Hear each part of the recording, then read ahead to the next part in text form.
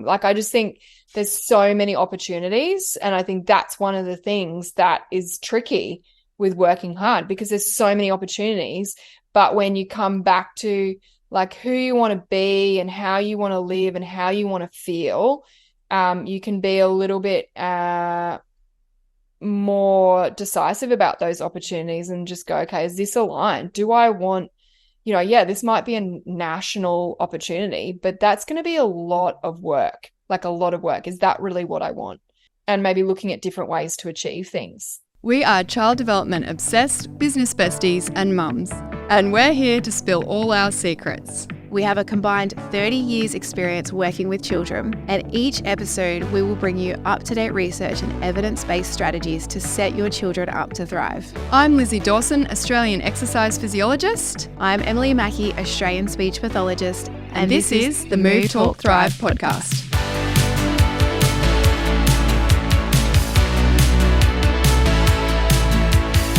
All right, so for this episode, I, Emily, am going to be interviewing Lizzy.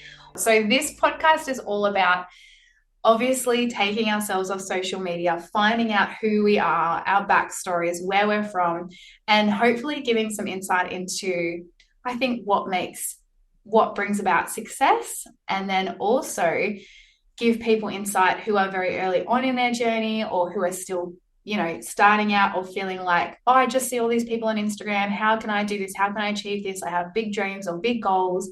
So how can I do that? So let's dive in.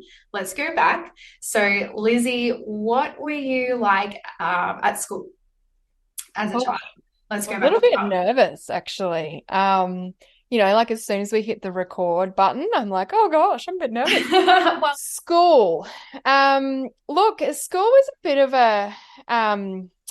it was an interesting journey for me. And I think this is, I've had such a big journey around it as a result of it as well. So I had some really difficult components of school. I had a learning difficulty. So it was a visual perception issue or difficulty. So I think it was picked up in grade 1 or the equivalent of prep now. I actually asked my mum because my son is in prep, and so I'm watching on. And he got his first report card, I think, after term 2, and I looked at my first report card because mum kept them all. Which was really interesting, but and I cried reading it because it was really positive. But my memory of school is that I really struggled academically, and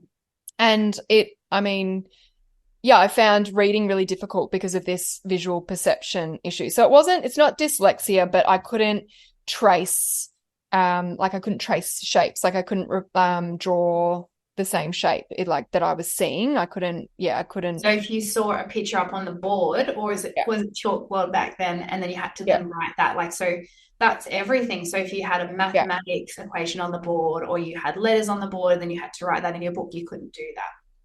I think that's what it was. I can't really remember, but so one thing is when you're reading, you lose your place. So if I'm ever reading, and I still find it now, and I don't know at what point it became more of a confidence issue than it was an actual issue, because my confidence was really impacted. But when I'm reading, but even now when I'm reading, I'll trace the line with my finger, and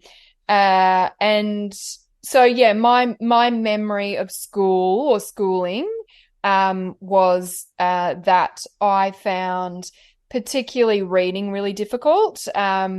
Maths was, I'm a logical person. Like, I'm a logic brain. I like a fact. I like science. I like a definitive answer that is backed by research. And I think that's because there's no gray areas, and I think that is a result of this learning difficulty. So that academically, I found that really difficult. Socially, I loved it. And I excelled in sport.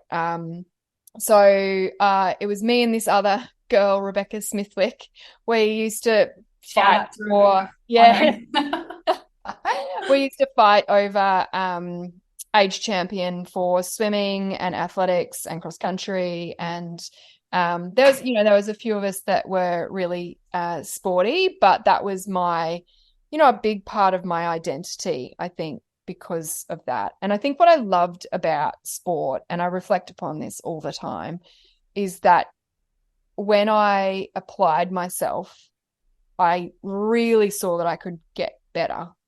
It was just it was so clear to me that if I applied myself, I could, I could do anything really. Didn't need to be the best, but I could do it.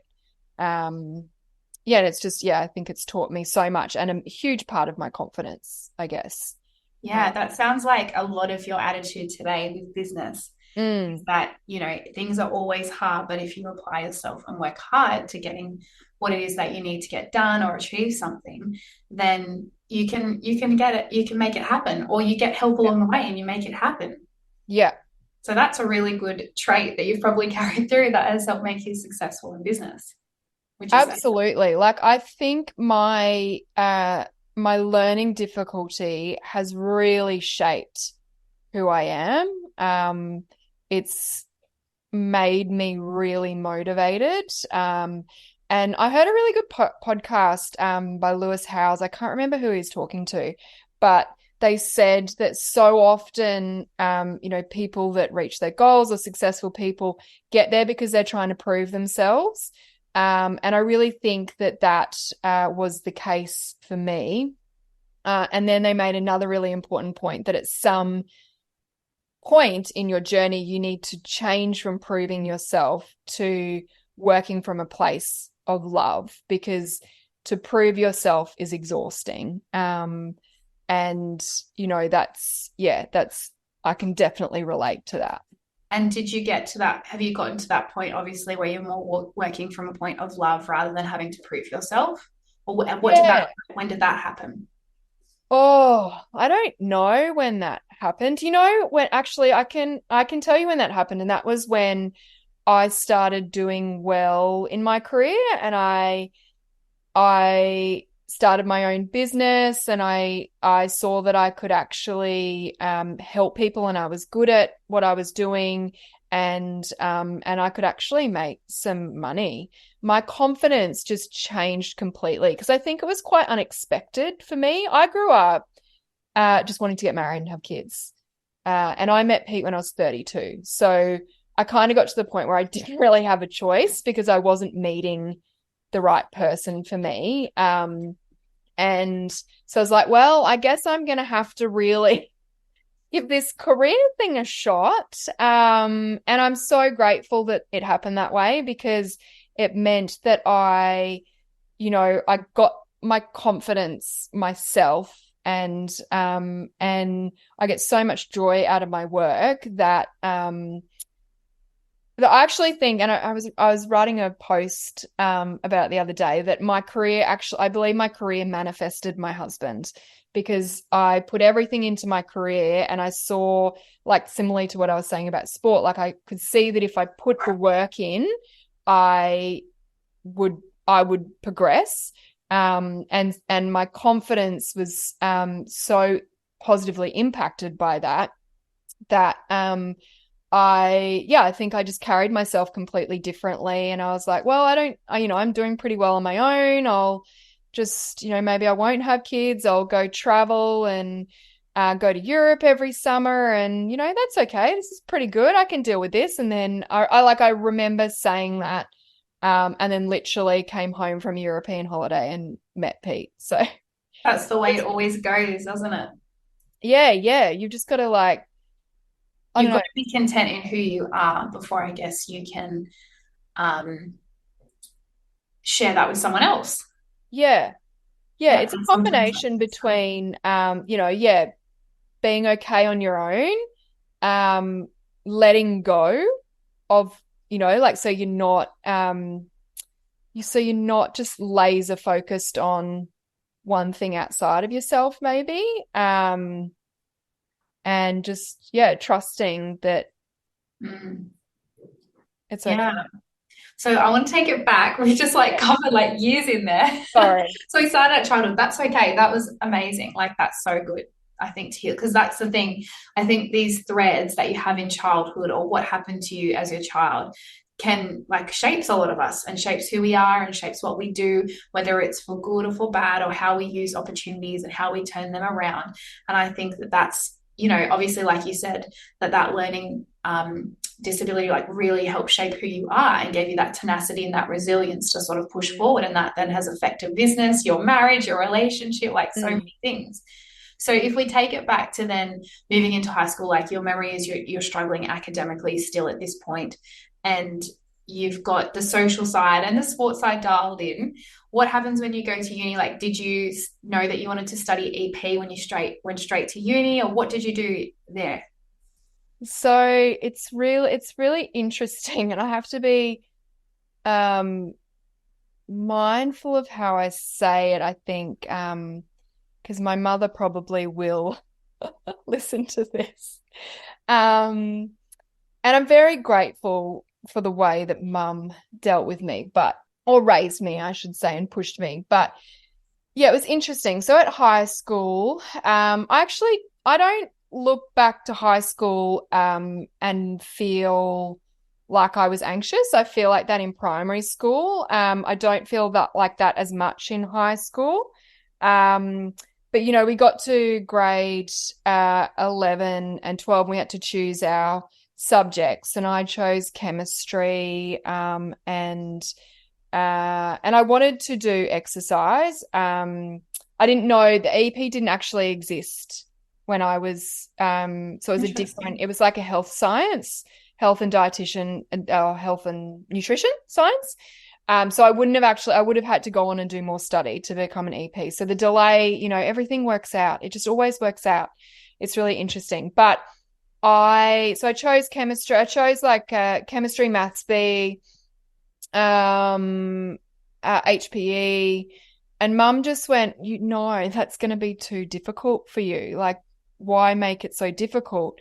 And so we went to the guidance counselor, and she moved me to the like, I don't know whether it was called like remedial English. Like I wasn't, so you were only put into it if you were if the teachers kind of said you needed to go into it. So I was not, they did not say I needed to go into this English class, but mum was like, can you please put her in this English class? I guess she just didn't want me to Struggle? struggle. Is remedial English class like an assisted learning class or something? No, they just did. I can't remember. Oh, you're really testing my memory. But we did a different book. So, you know, like how in I think in grade 12 you do I can't remember what book they all did, but we did a different book. And we actually, in English class, we watched it. I think we did Pride and Prejudice, and we watched it. I think.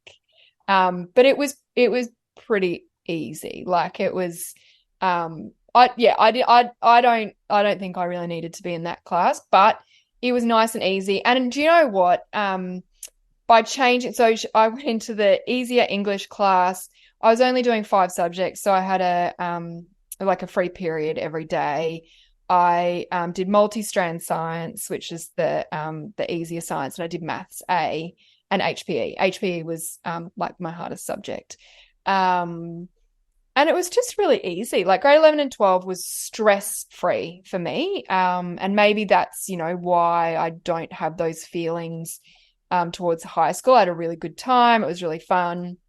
And I was really heavily involved in sport.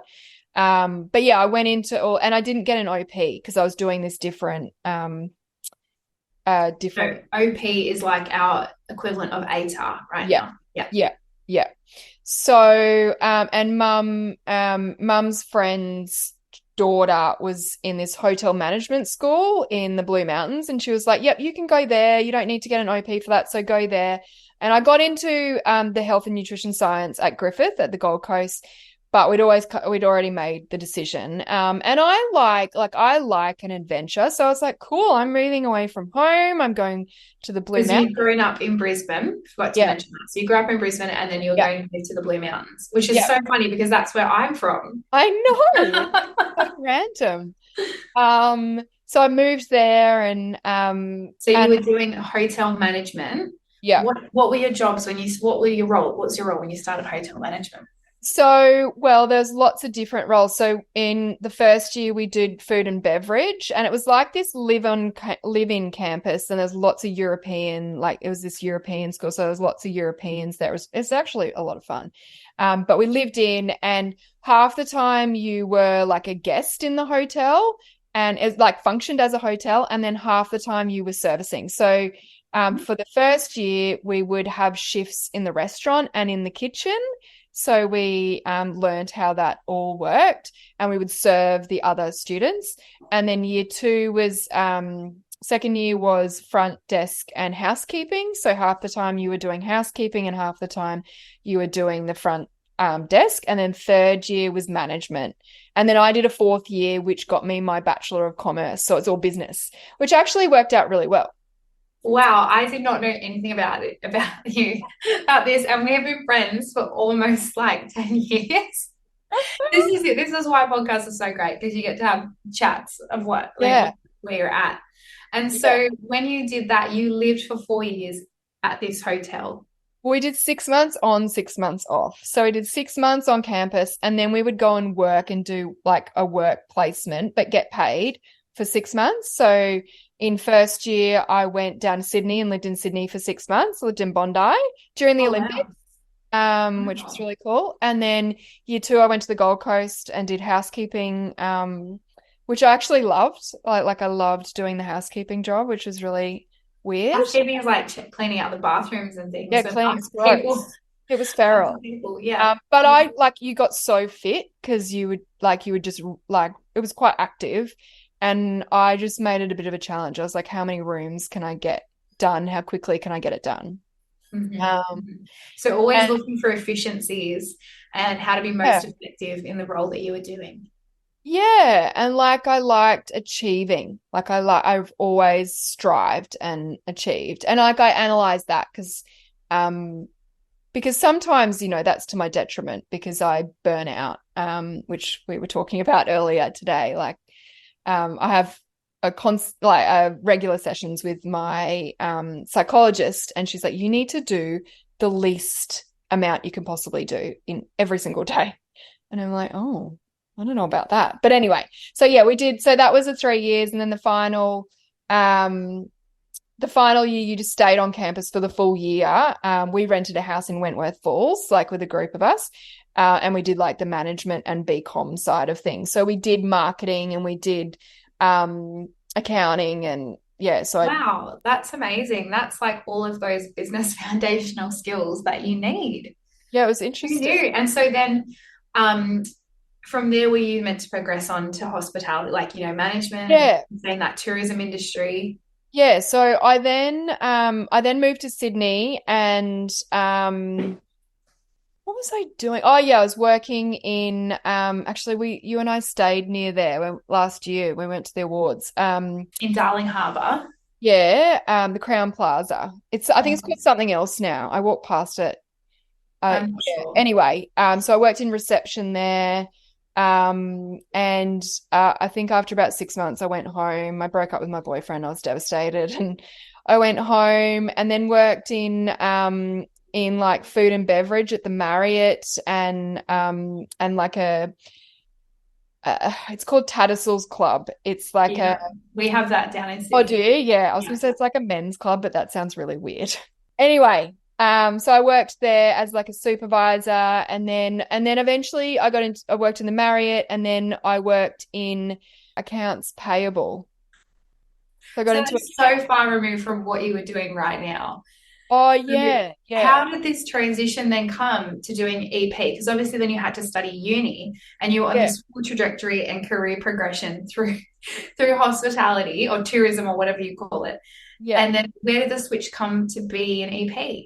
So I was working in accounts, and I absolutely hated it. Like I just it's so interesting to think now because I like I have to stop myself from working, whereas there I was like, that waking up loathing going to work. So I hated it. I was paid $34,000 a year for full Which, time. how, like, what year was this? So this is when I was like 23. So I'm now 41. About 20 years ago. Yeah, Because most people would go, oh my gosh, you couldn't even survive on that. But remember that this was 20 years ago. yeah. Oh, you couldn't Yeah. survive then either. It was Yeah, okay. I It's was like, living at stupid, home with mate. mum. It was terrible.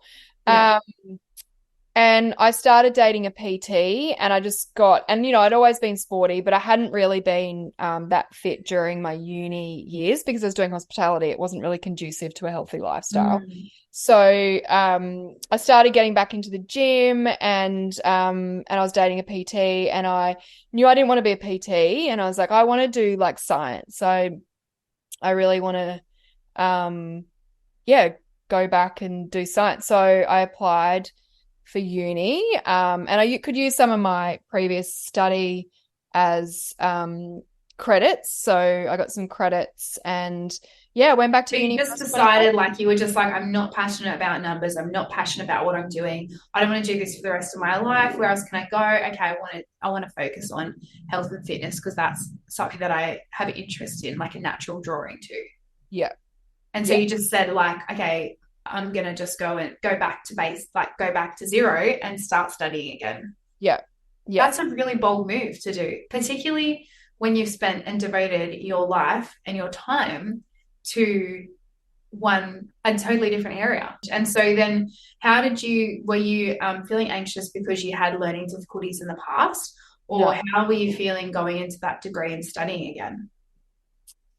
no, I wasn't nervous at all, actually. I think I just started, and it was kind of a non-issue by that point. And it was all science-based. So it was like it was pretty easy. There was right and wrong answers, and as long as I applied myself, I could do it really well. I ended up getting glandular fever. I think that was in first year, which compromised my GPA, but I managed to crawl it back up. Because I wanted to do exchange. I wanted to go to America and do exchange. So I was really motivated to get my GPA up for that. But yeah, I didn't find it hard. Okay, because obviously it's something that you're really interested in and passionate Yeah. about. And Yeah. like you said, there's obviously alternative ways to learn, or you sort of that was overcome that learning issue. Yeah. And so you did that for 3 years. Was it 3 years? 4. 4 years. Four Yeah. years to become an accredited exercise physiologist. Yeah. And Yeah. then what happened? And I did a year over in the States while doing that, which was awesome. That really broke that up. Okay. Um, Do you think that living in America shaped you or played any sort of part in your story, or it was just a nice little stopover while you studied? well, I think it was really like I loved the work experience because I did prac over there and everything. And their physical therapy, or at least where I worked, was a real combination of physio and exercise interventions. Whereas here at that time, physio was very much hands-on manual therapy, which has changed a little bit now. But so I really got to practice those exercise prescription I guess, skills. And yeah, otherwise, no, it's just a lot of fun. Yeah. It Yeah. sounds like you had the travel bug when you were younger, same as me. Yeah. Yeah, and Yeah. that adventure is very Yeah. inspiring. And so then talk us through your EP journey then. So you came back to Australia, you finished. Yep. Finished and then went and worked in weight management. I really wanted to work in weight management. I don't know why. So that's just explain, like, because I'm speechy, I'm like, oh, what does that mean? Like people losing weight? Yes. Yeah. So I guess you can go like chronic disease. And this was in 2009. So I think our EPs only got onto Medicare in 2009, for example. We were only recognized in 2009. So yeah, so the opportunities have changed so much in my time of being an EP. So it's kind of either working in rehab, so like musculoskeletal, so inner physio, doing maybe Pilates prescription or exercise prescription. Working in health promotion was another one that lots of people did. Another one that lots of people graduated and did was like medical sales rep. They used to do. Or you could do like chronic disease management, but that was fairly new. The clinic that I worked at was a private clinic that was in an affluent area. People were paying big bucks to come in and see a dietitian, an exercise physiologist, a GP, or a psych each week to lose big amounts of weight. And it was it was quite clinical. So I was doing blood testing while they were exercising to measure blood lactate zones, because they were on really reduced calorie diets, so really low carb, low calories. And so we needed to make sure that the exercise wasn't compromising muscle mass. It wasn't compromising their like hunger, and so they were not straying off their diet. So so it was quite like I was doing like blood testing while they were on the treadmill to find their aerobic and anaerobic zones, which I really enjoyed that, but it was kind of doing the same thing for a really long time. And I thought I want to do something a little bit different, and then I applied for a job in a clinic, which I now own, which was when I started mostly DVA and Medicare work, so your war vets and chronic disease management, but a lot more musculoskeletal, of a real variation of conditions. So I went in there as a manager. And I just worked my butt off when I got there. Well, that seems to be the theme of your story. You have a very good aptitude for hard work, and you value hard work, and you value excellence in what you do, and you bring that through it doesn't matter what you've done, that you've worked really hard. And so walk us through the process of then how you were a manager and now how you're the owner of that company. How did that come to be? So the guy that owned it at the time, he was expanding, but he was selling off clinics, I guess because he was expanding at that rate. So it was kind of just, I feel like, just right place, right time. And so I was able to take that clinic on, got in with very little buy-in, and made it my own. Did you have to spend like a lot of the money that you had saved, or was it sort of like just a little bit of money and then you still had a lot in your personal bank account? Like, how much of a risk was it for you? It was low risk. It was low risk. It was doing really well. It was a very small buy-in. I went and sat down with one of my dad's old friends. My dad was a lawyer, but he passed away when I was 13. So I sat down with one of his lawyer mates, and we just went through it all, like hours and hours of sitting down, going through and discussing. And he's like, look, this is pretty low risk. At the time, I didn't really even, like, I couldn't even, I don't know, I didn't even really compute risk. I was just like, am I doing this? Or, like. So how old were you at this age? This was in 2014. So it's 10 years ago. And how old are you now? 41. So I was 31. 31. Okay. Yeah. So you were sort of, did you have a partner? You were single, like you didn't have kids, you didn't have a mortgage, you didn't have responsibility. And I think I had a mortgage. I think I had a mortgage. Okay. Because that's sort of like how people view risk, like the more you have in your life, that you're like, I'm less likely to step out. Whereas if I don't have much to lose, like go for it, take these opportunities. Yeah. So that was fairly low risk for you. The biggest risk for me was that I couldn't then move away, because I wanted to live in London. I wanted to live in New York. I wanted to live in Italy. Like, I just wanted to go and live different places, which I think is what the hotel management really appealed to me, because I was like, wow, I can go anywhere. but I didn't end up doing that. I didn't get that satisfaction, I guess, from it because you couldn't Yeah, really doing afford numbers. to. Well, it sounds like Yeah. it's a totally different career path. Yeah. Yeah. Doing numbers.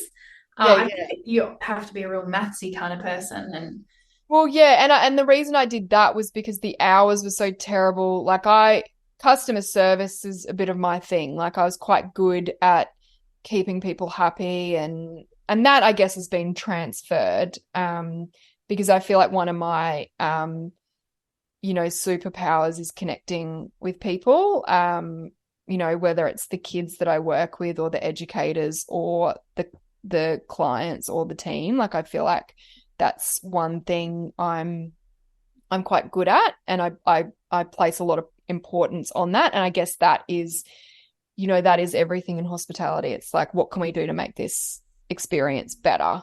it's also everything in business as well. Hmm. So you've got to be constantly asking that question: how can I improve what I do? Not even in business, just as I think in any career, it's how can I be better at what I do? What can I bring to the world? What gifts do I have? What talents do I have? How can I help someone who doesn't have what I have or the knowledge that I have? Yeah. How can I learn? I think learning is such a big piece of that puzzle as well. Like what Yeah. can I learn in this Yeah. situation? Yeah. And I apply And that. so you bought into North, so it was Northside Yeah. Allied Health. You bought Yeah. Northside Allied Health, Yeah. and in 2014. So you're coming up to having that for almost 10 years. Yeah. And so, Already had Kids Heart Pilates. So I started Kids Heart Pilates oh, we in got to backtrack 2010. to that. Yeah. Yeah. Okay. Sorry. So yeah, I started Kids Heart Pilates in 2010 when I was working out in the weight management clinic because I think that wasn't I'd been there for so long. I wasn't feeling pushed in any way. So I was like, okay, I'm going to reduce my days there. And well, actually, one of my clients from my clinic was a kindy teacher, and I was doing Pilates with her because she to get people participating in the exercise to lose weight when they had zero strength was almost impossible because, and I'm talking like 30 to 60 minutes of walking every day. Like it was not a high intensity. It wasn't running or anything, but it because they had back pain, knee pain, hip pain, ankle pain. To comply to that was really difficult. So I did a lot of Pilates with them. So I got Pilates qualified, did Pilates with them, and they loved it. And one of them was a kindy teacher, and she said, "Can you come and do Pilates with the kids? Like, how good would it have been if we had started Pilates when we were in school or before school?" And I think the real kind of clincher for me was I was working with these people that were so desperately unhappy. They couldn't control their weight. They couldn't control their health. They really lacked confidence because they felt, I believe, because they felt out of control and they couldn't crawl their way back. So to go in and do Pilates with 4-year-olds and they just so, are naturally drawn to moving and they were so happy.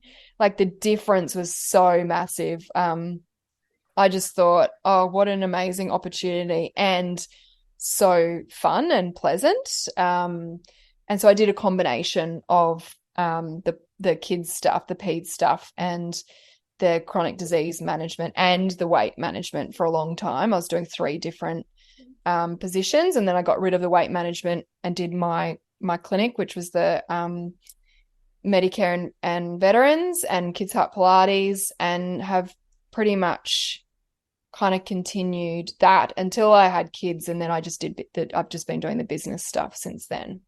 And Actually, so how much, so Kids Heart Pilates, so with Northside, you bought into an existing business. With Kids Heart Pilates, you started that off the ground. How yeah. much investment and time and energy did that take?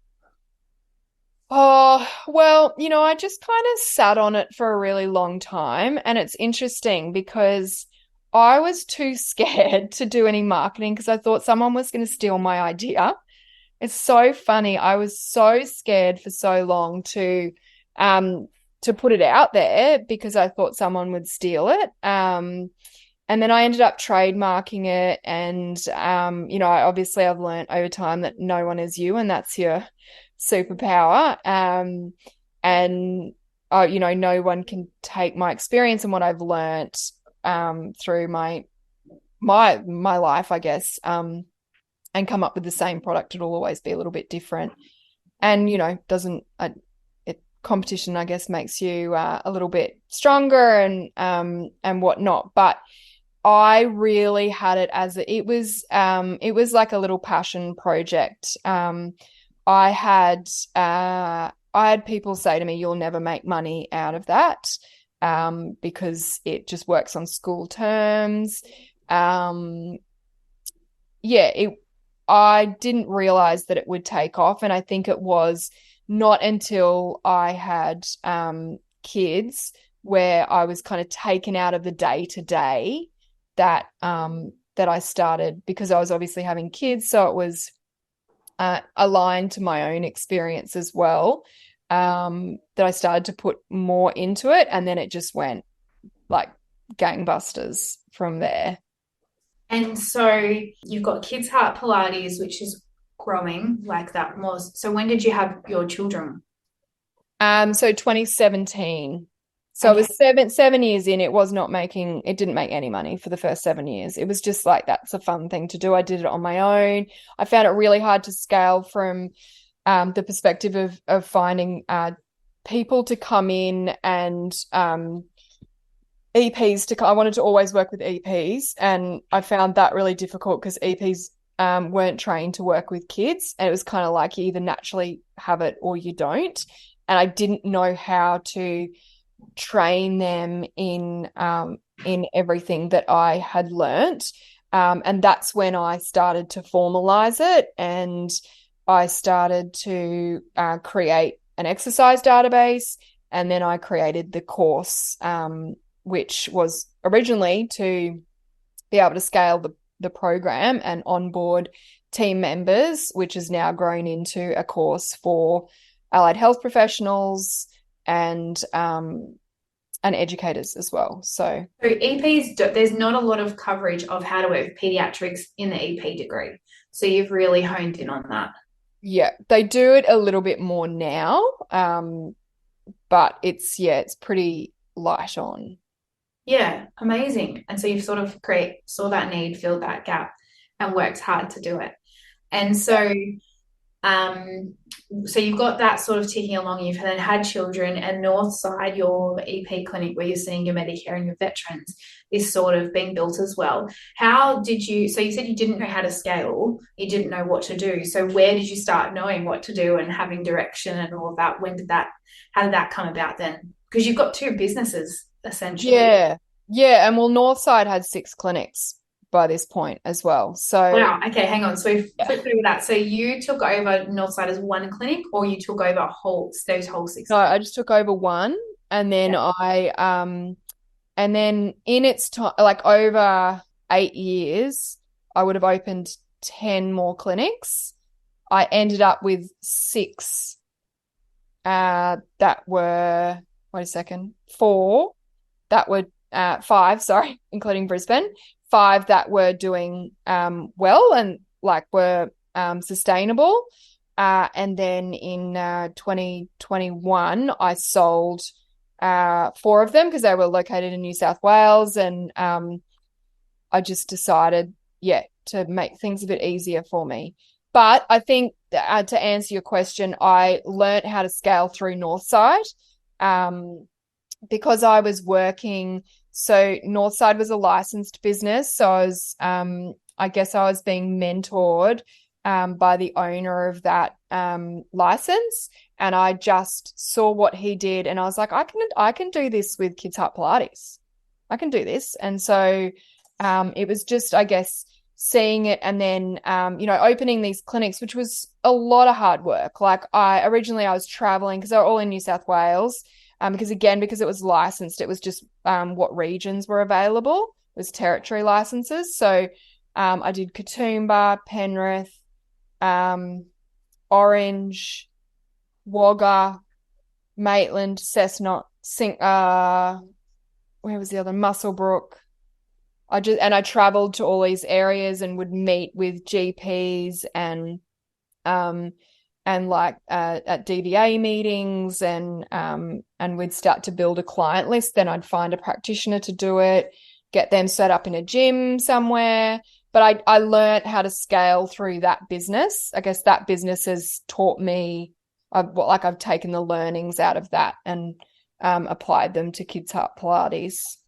Yeah, amazing. And so you said that sort of like you have that attitude of working hard, but then sometimes that can lead to burnout. So how did you go scaling all those sites? Because that's a huge feat. Like that is massive, having all those sites. And then having Kids Heart Pilates, and you've got, I guess, kids come at some point. Yeah. How was your personal health and fitness then? Like, Well, did you yeah, move into burnout or did you keep just staying at the hard work point? well, in 2015 I had a stroke. So it my health was not good. Wow. Okay, so you're the EP training others in health, and then your health was not great so Yeah. much that you had a stroke. Yeah. Yeah. So just walk I us mean, through that. they found no cause for the stroke. And they said that, it just takes one cell in your brain to, block, to cause the stroke I had. And it could have been just that I had a dodgy cell. But one explanation was that it could have come from stress and that your blood vessels can what's it called? Spasm and cut off the blood supply to your brain. So when they did the MRI for my stroke, they didn't see the blood clot. They saw the part of my brain that had died. So they saw the scar. Wow. And so what was your ability after like obviously that's super traumatic having a stroke and going through that process. What was your ability? Like what happened to your business and your life and what was your personal ability after your stroke? What did that look like for you? Yeah, it was pretty tough. So my symptoms and the outcome of the stroke was that I lost the sensation. So I was in the sensory part of my brain and I lost the sensation and my motor abilities on my whole left side from my cheek down, not my speech or anything, and no face droop or anything, but from my cheek I couldn't feel. It was kind of like when you touched it, it was like you were touching it with sandpaper and it was really sensitive. And I couldn't, I didn't have any proprioception. So I couldn't bring a glass to my mouth. I couldn't touch my fingers. I had no kind of coordination. I couldn't separate my toes. So and I couldn't remember anything. I was exhausted. I obviously it took a massive toll on my mental health. So I was having panic attacks all day, every day, for months. I think it took about 6 months. I did a post when I went back to work. It was about 6 months. I didn't see clients really again from that point. If I have, it's just been like a fill-in or out of necessity. It kind of really shaped the next, transition, because I was doing everything at that point. I was doing all the admin. I was taking all the inquiries. I was doing everything. And I was opening all the new centers. So I was traveling to open all of them. I was onboarding all the team members. It was my mobile number that all the clients would call and cancel and all of that sort of stuff. So that all changed. I got my own phone number so that because I had clients calling me when I was in hospital. And the team just had to step up. Like everyone was just really good. They just kind of stepped up. I promoted someone into a manager. I got an admin team on. So in a way it was, I'm very grateful for that because, it definitely slowed me down and gave me perspective on how to do things a little bit more at a healthy pace. But it's something that I have to continually remind myself of. Yeah, I think when you have big dreams and big vision and a hard work ethic, that's like you said, it's a really good thing, but it can then go into a really not so good thing. And it's knowing where that cutoff is for yourself, I think, and knowing how to manage your lifestyle for you. Yeah. Yeah. And so obviously then this stroke, when was this stroke? When did this happen? November the 4th, 2015. So 2015. So you sort of then had a couple more years before you started then so I got and selling and doing all that. Yeah. So that happened November 2015. I got engaged a few weeks after. We got married in the following April, and then got pregnant pretty much straight away. So I kind of went from stroke recovery to pregnancy, and then it was just kind of breastfeeding, and then to being pregnant again, and then breastfeeding. So it was like a really long stint of like having to take care of myself for all of those things. So a lot of outsourcing and just working a bit smarter, I think. Yeah. You're working hard though. Yeah, working hard but working smart, so not doing everything yourself. And so you've got now your two little kiddies. So how old are your two boys? 4 and 6. 4 and 6. So, okay, so they've been around for a little bit. Yes. So yes. Now we bring it to the present day. So you've obviously been managing Still Northside and Kids Heart Pilates. Yeah. And then you mentioned that you're doing online courses and things now. Yeah. So yeah. What is the biggest thing that you find is helping you work hard but not go into burnout? Well, I'm a little bit burnt out at the moment. So, should we cut that out? No.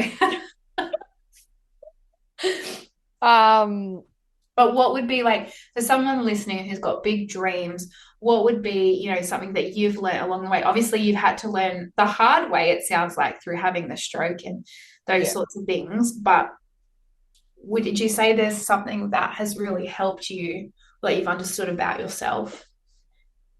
Yeah, I think, you need to, I think you really need to look after yourself first, because if you don't have enough energy, then you can't give anything else any energy. And I do frequent burnout, but it's something that I've got like a bit of an action plan. So I'm a little bit burnt out at the moment. So I'm on half days and I'm on tank filling, and I've got a list of things that I know fill my tank, and I make sure I do some of those daily, so that I can kind of get back to it.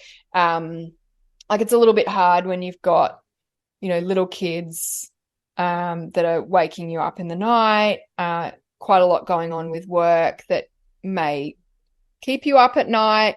Throw 2 dogs into it, one of them being a puppy. It's going to happen. But I think just being kind to myself and trusting the process. Like I think a big thing that I've learned is having faith and just trusting the process. And through our friendship, I feel like that's one of you're really kind of good at that. You just have really strong faith. And I think that sometimes I was, hustling, but it was coming from a place of lack. Like it was coming from I've got to do this or I'm going to run out of energy. I'm going to run out of money. I'm going to run out of time. I'm going to, these people are going to leave me. And as I've gone on in my business journey, I've realized that none of that actually happens, and it always works out. And, there's always more money coming in, even if it's going out, there's more coming in. There's plenty of more people that want to work with you. And And if you look after yourself, you can manage your energy. But I think just that those practices of the big picture, and thinking about, why are we doing this, and coming from that place of trust and faith and service, rather than, oh, I've got to do this because of X, Y, and Z. And I think my kids have been instrumental in that, because they've grounded me, and they've given me something bigger to think about, because they're more important. My family's more important than anything.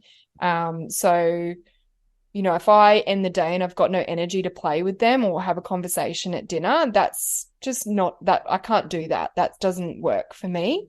And that's where I get to sometimes. And I go, right, I've got to, because I just go tunnel vision and I just do. And then I go, oh my gosh, I'm exhausted. I've just been going for 10 hours.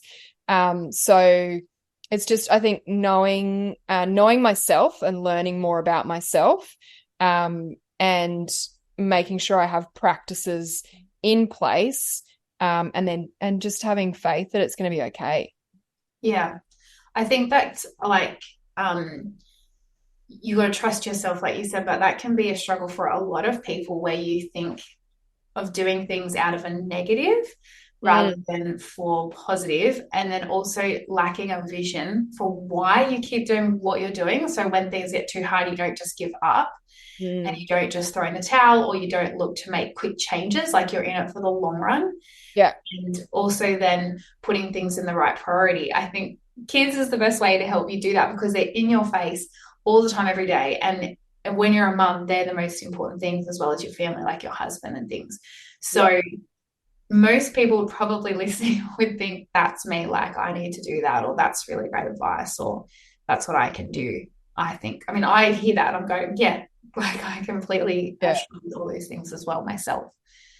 It's So hard, right? yeah, it is hard. But if you have a vision for why you're doing it, you sort of just, instead of it's important to look far ahead and have a vision, but then be flexible, I think, in achieving that vision and going, okay, so the vision can happen in whenever, like, I don't know, 5 to 10 years, but it doesn't need to happen like boom, boom, boom, boom, boom. Like there's going to be lots of curves, like that Instagram photo that's like people think success is like the case, and it's just like a big windy twirly thing. That's literally how it goes, isn't it? Yeah, or like a straight line. Yeah. And that's how it goes. And so just being flexible, not lowering expectations, but being flexible in your expectations, maybe to go, well, if I didn't achieve this today, it's okay. It's okay. There's always tomorrow. There's always another work time for us. We don't work like general Monday to Friday because we've got kids. It's like there's another time to work in the future.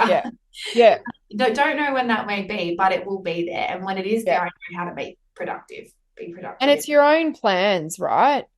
Like I was out the other night, it was a long weekend, and I had in my schedule that I was going to work at 6 o'clock on the public holiday, and I was with friends, and they were all talking about how they had the day off, and I'm like, oh, I've got to work. And I'm like, well, I don't actually have to work. I'm making myself work.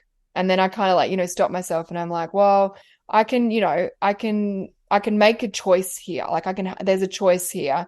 And I think it's about finding the balance between having goals and aspirations, but being kind to yourself in the process, particularly when you've got kids. And yes, working to the goals, but maybe the timelines shift a little bit. Like I just think there's so many opportunities, and I think that's one of the things that is tricky with working hard, because there's so many opportunities. But when you come back to like who you want to be and how you want to live and how you want to feel, you can be a little bit more decisive about those opportunities and just go, okay, is this aligned? Do I want, this might be a national opportunity, but that's going to be a lot of work, like a lot of work. Is that really what I want? And maybe looking at different ways to achieve things. Yeah. Or what you're prepared to sacrifice. So it's your time, like on that public holiday, or if you think it's going to sacrifice your children, you're not prepared to sacrifice that. So you sort of get your priorities and figure out Yeah, or how. you take less money and outsource it, like you Yeah, yeah, that's yeah, something I'm doing at the moment. I'm like, right, I'm not going to take as much profit and I'm going to get someone on board to take some of my workload. And that's okay because that means I'm not going to be exhausted every night and like I'll yeah. just take that hit.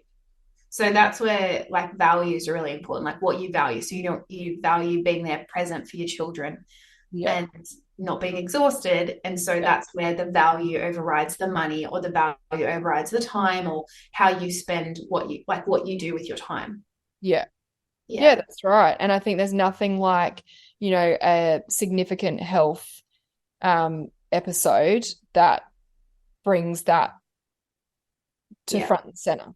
It's like when people say, or you watch a movie, like you see like they're having that near death experience and like they see their life in flashbacks and then they change. It's sort of Yeah. the same thing.